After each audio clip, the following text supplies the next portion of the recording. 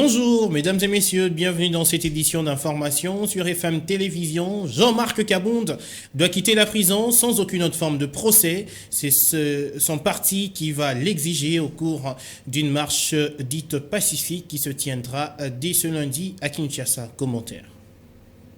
Les membres du parti de Jean-Marc Kabonde ne veulent plus le voir être détenu arbitrairement à la prison centrale de Makala. Ils veulent faire la pression pour obtenir sa libération sans aucune autre forme de procès. Dans une correspondance adressée au gouverneur de la ville-province de Kinshasa le jeudi 25 août, les membres de l'AC informent que cette marche partira de la gare centrale jusqu'au parquet général près la cour de cassation pour déposer leur mémorandum qui y sera d'abord lu au préalable. Conformément à l'article 26 de la Constitution, nous vous demandons de prendre des mesures possibles pour encadrer les participants dans le respect des droits d'expression, d'opinion et de manifestation, dit ce document qui porte la signature de la vice-présidente de l'AC, Espérance Monda. Depuis le 9 août dernier, jour de sa deuxième audition au parquet général près la cour de cassation, Jean-Marc Kabonde se trouve dans la prison centrale de Makala, malgré l'ordonnance de la chambre du conseil de la cour de cassation lui assignant à résidence surveillée. La haute cour a programmé le début du procès public pour le 5 septembre prochain. Jean-Marc Kabonde devra s'expliquer sur les faits mis à sa charge par le procureur général, dont l'outrage au chef de l'État. Les FARDC ont lourdement riposté à une attaque contre l'une de ses positions à Orogina, dans le Rutshuru, par des insurgés du M23 soutenus par le Rwanda, un fait pourtant vu d'un mauvais œil par la société civile locale qui se plaint du caractère défensif des forces loyalistes au lieu de pourchasser l'ennemi. On écoute à ce sujet Justin Bin Serou, activiste de la société civile à Rutshuru. J'ai en téléphone par votre rédaction. Oui, c'est ce que aussi nous déplorons, parce que depuis longtemps, la société civile est en train d'exiger des opérations offensives de grande envergure, mais ça n'a jamais été fait, et c'est ça notre déception sur la ligne de front.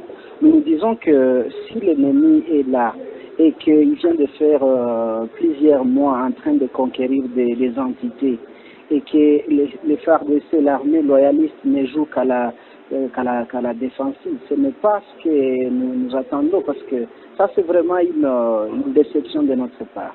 Mais est-ce que vous ne pensez pas que ce qui justifierait cela, c'est peut-être le fait que l'armée n'est pas suffisamment équipée que les M23 ? Oui, bon, d'un côté, mais aussi il y a aussi un problème de volonté. Des volontés manifestes dans la sphère politique ou dans la sphère militaire. Parce que en 2013, la même rébellion avait été défaite, c'est avec la même armée. Et alors, si bien sûr les militaires ne sont pas équipés, qu'attend le gouvernement pour le faire? Parce que c'est son devoir de protéger l'intégrité territoriale. Donc nous pensons que ce n'est pas une seule raison, mais il y a également la mauvaise volonté de dirigeants de pouvoir en découdre avec cette rébellion qui est en train de faire beaucoup de dégâts ici dans notre entité. La rentrée scolaire s'approche à grands pas. Des parents en cette période se précipitent pour inscrire leurs enfants dans différentes écoles. Mais à un peu plus d'une semaine de la rentrée, il n'y a pas assez d'engouement dans certaines écoles. Esther Sirmoni pour le reportage. La lune des vacances s'éclipse, les soleils de la rentrée scolaire s'apprêtent à s'élever. Pendant cette période, les écoles sont souvent submergées des parents pour inscription des élèves. Mais cette année, les choses sont un peu différentes, dit James Sekofo, directeur d'une école dans la commune de Limete. Et les parents passent pour les inscriptions ainsi que payer les acomptes de l'année actuelle. Bon, il y a quand même un peu une dichotomie, donc on ne peut pas comparer les années antérieures comme les années passées avec l'année actuelle, donc chaque année a beaucoup de choses et de réalités. En parlant de l'inscription des élèves dont les frais ont été supprimés par le ministre des tutelles, le directeur Ekofo et son école sont dociles à la décision. On respecte, donc nos parents viennent gratuitement et puis ils inscrivent leurs enfants. On a nos méthodes et nos façons de travailler. Donc on ne peut plus jamais nier la parole de l'autorité. Docile, pas seulement à la question des frais d'inscription, mais aussi sur la mesure portant interdiction des ventes obligatoires des uniformes par les écoles. Et nous, à chaque année, on ne le vend pas. Donc, ce n'est pas peut-être parce que la décision du ministre, nous, on ne le fait pas. Chaque année, on envoie les parents seulement au marché pour acheter leurs uniformes. On montre seulement les modèles de tissus. Et puis, les parents aillent acheter ailleurs. Pour rappel, c'est le 5 septembre prochain qu'est prévue la rentrée scolaire. Parlons du contrat de bail à présent. Comment est censé se faire le remboursement de la garantie locative en cas de majoration du coût du loyer en plein contrat? C'est l'une des questions posées par FM Télévision au secrétaire du service d'habitat de la maison communale de Limete, Maître Bienvenu Bola, est au micro de Richard Kabeya et Absalom Koubelana. La garantie locative ne peut être réajustée en cours de bail. Elle ne pourra produire des intérêts ni être affectée au paiement des loyers. Elle sera remboursée à la fin du bail à la valeur du dernier taux de loyer payé par les locataires. Déduction faite de toutes les sommes dues au bailleur. Cela veut dire quoi? Lorsque vous versez la garantie locative, comme locataire, vous versez une garantie locative, par exemple, je donne un exemple, à $100 le loyer par mois, une garantie de 3 mois. Et qu'au cours du bail, le bailleur augmente le loyer à $120 par exemple. S'il faut rembourser, à la fin du bail, rembourser cette garantie, le calcul se fera de la manière suivante. On prend les $120 qu'on paye actuellement, parce qu'on actualise les loyers ou le remboursement. Le loyer de $120 que vous payez actuellement, multiplié par le nombre de mois de la garantie versée.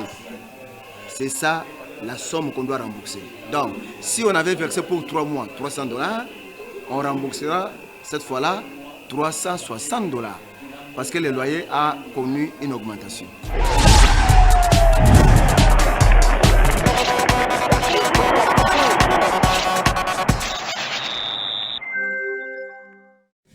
Voilà, vous l'avez compris, on va parler sport à présent. Plus de reprises de championnat de la Ligue 1 le 16 septembre comme initialement prévu.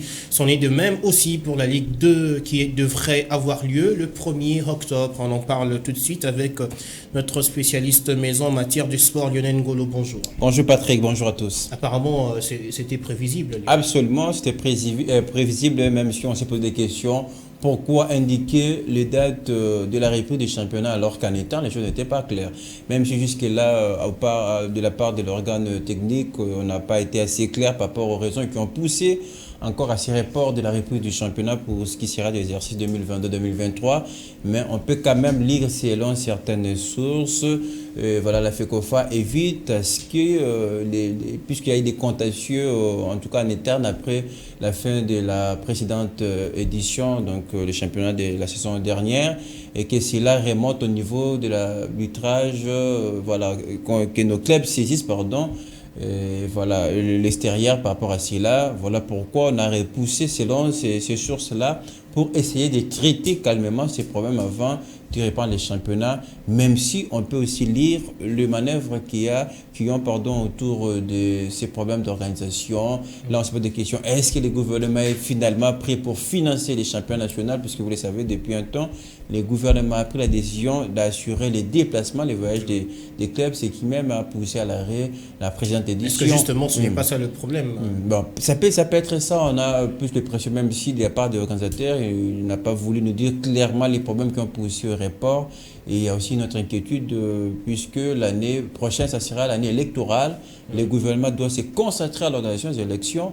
Et on ne sait pas si le gouvernement va tenir toujours à sa promesse d'effectuer les déplacements pour le club. Mais là, c'est donc le délai même de la saison sportive qui est mise à prix. Absolument, et surtout pendant ce temps, il faut dire, avec club qui connaît déjà son adversaire pour les interclubs, quel sort pour un club qui jusque-là n'a pas encore joué un seul match, alors qu'il doit déjà commencer les interclubs, ça reste très compliqué, mais les retours, comme vous l'avez dit, étaient vraiment prévisibles, on les sentait venir un peu tôt par rapport aux problèmes qu'il y avait en interne. Bon, d'ailleurs, je rappelle que vous avez réalisé une interview avec un Billy analyste Kinkela, justement, qui a fait des révélations en disant même que c'était très douté. Surtout, il fallait revoir d'abord en termes d'argent pour assurer les déplacements, même s'il doutait dans la mesure où il n'y avait pas une société aérienne capable d'assurer cela. Mais il y avait beaucoup de doutes autour de la reprise du championnat. Voilà, pour être cohérent, si nous sommes en harmonie avec la technique, on peut nous proposer l'interview de Billy Kinkela. À ce jour, on ne devrait pas envisager une reprise tant qu'on n'a pas statué sur le format du championnat. Parce que nous allons à une période électorale. Est-ce que l'État saura encore prendre en charge le club comme il a fait la saison dernière? Déjà, la saison dernière, on a vu comment à un moment donné, on était bloqué parce que l'État ne savait pas débourser de l'argent au moment où il le fallait. Vous voyez?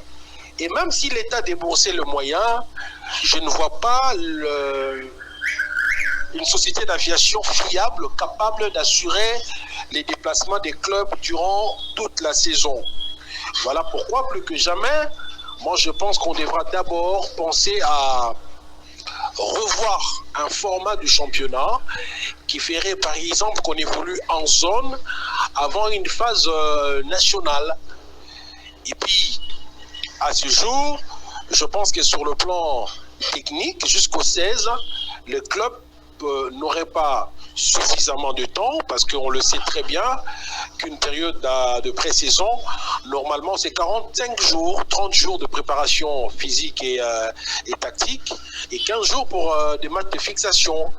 Donc, eu égard à tout cela, moi je pense que voilà, le 16, on n'est pas parti pour connaître un début de championnat.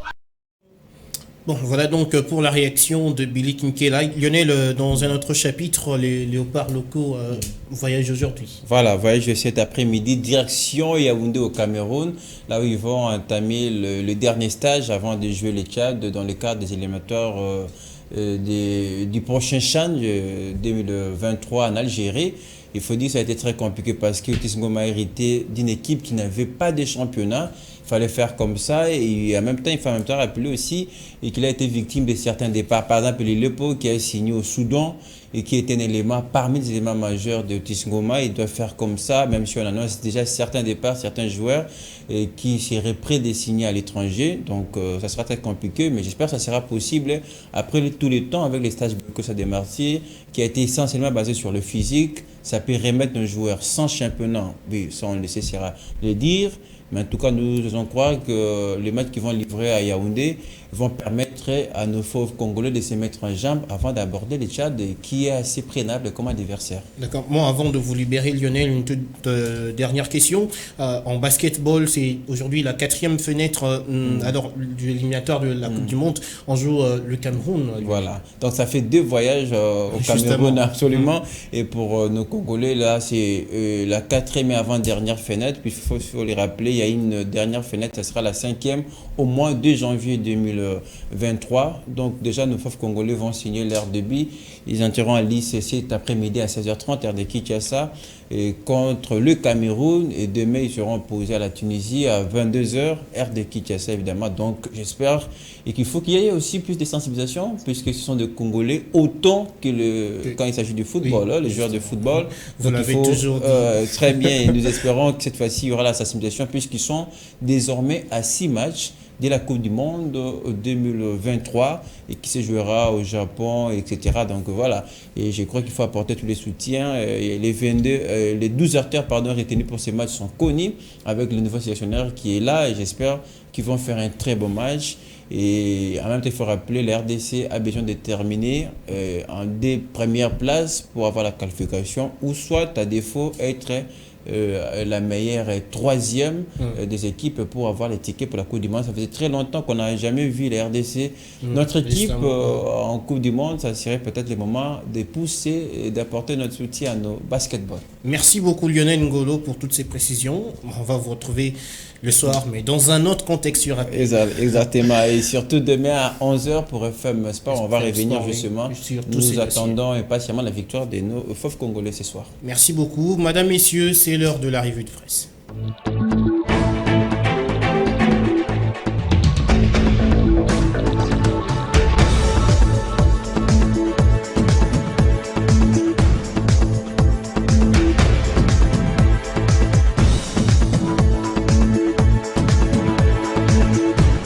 Mais que disent les journaux parus ce matin dans la capitale congolaise? C'est l'heure de le découvrir avec sur ce plateau Monica Makaba qu'on n'a pas revu depuis un moment.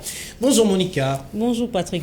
Alors, on démarre cette lecture de journaux avec le vrai modérateur qui parle des élections en 2023. Cap vers un rendez-vous manqué. Monica, qu'en est-il? Exactement, Patrick Ngo, alors que le président de la Commission électorale indépendante nationale, j'allais dire CENI, Denis Kadima, annonce que l'opération d'identification et d'enrôlement des électeurs sera lancée mi-décembre 2022. Les experts des Nations Unies, dans un rapport, doutent de l'organisation des élections présidentielles et législatives prévues en 2023 en République démocratique du Congo. D'après les confrères d'Africa d'intelligence qui ont consulté jeudi 25 août, ce rapport des experts de l'ONU présente plusieurs défis qui expliquent la crainte et des scénarios sombres prévisibles en rapport avec l'organisation des élections en 2023. Il s'agit à titre illustratif de la situation sécuritaire à l'est du pays où opérant toujours une centaine de groupes armés dont le M23 et les EADF. Ok, alors on reste en politique avec cette fois la République. Diongo chez Matata et Moleka et Ngoï, les suspens, Monica. Oui, dès les premières heures, le radical opposant accompagné de ses cadres de premier rang est allé rencontrer Albert Moleka, l'ex-cadre de l'UDPS Tshisekedi, ancien directeur de Feu Étienne Tshisekedi. Après près de 2 heures d'échange, les deux personnalités se sont convenues de ne rien divulguer du contenu de leur entretien à la presse. Monsieur Franck Diongo a rassuré que les motivations et les faits empiriques conduisant à son initiative seront donnés à la fin de ces consultations. Au regard de la situation politique actuelle, l'initiative de Franck Diongo pourrait envisager un rassemblement des forces politiques de l'opposition, mieux en bloc d'opposants qui pensent compétir en 2023, conclut le journal La République. Voilà, nous aussi on va conclure cette revue de presse avec La Prospérité qui parle de Zoé Kabila qui est déguerpie. Les avocats plaident pour le respect de la procédure judiciaire. Oui, Patrick, thèse d'un acharnement politique, pique d'incitation à une sortie publique mal digérée. À ce stade, le débat ne semble pas emprunter ces directions. Autorisées à s'exprimer sur le dossier impliquant Zoé Kabila, injustement désigné propriétaire de la parcelle portant le numéro 6327 du plan cadastral 6 au numéro 2, avenue Likasi, dans la commune de la Gombe, les avocats de cet ancien gouverneur du Tanganyika ont tenu à rétablir toutes les vérités occultées sur ce déguerpissement par les forces de l'ordre, de situer de l'arrêté signé par le ministre d'État à l'urbanisme et habitat. Preuve à l'appui hier, jeudi 25 août 2022, face à la presse au Pullman Hotel de Kinshasa, l'avocat chef du conseil de Zoé Kabila, M. Benjamin Lukamba Muganza, a dénoncé l'illégalité du déguerpissement des biens qui, en vrai, appartiennent à la société Katanga Premier SRL et à qui également revient du moins le droit de propriété de cette concession. Merci beaucoup Monica pour cette revue de presse. Merci beaucoup Patrick Ngo.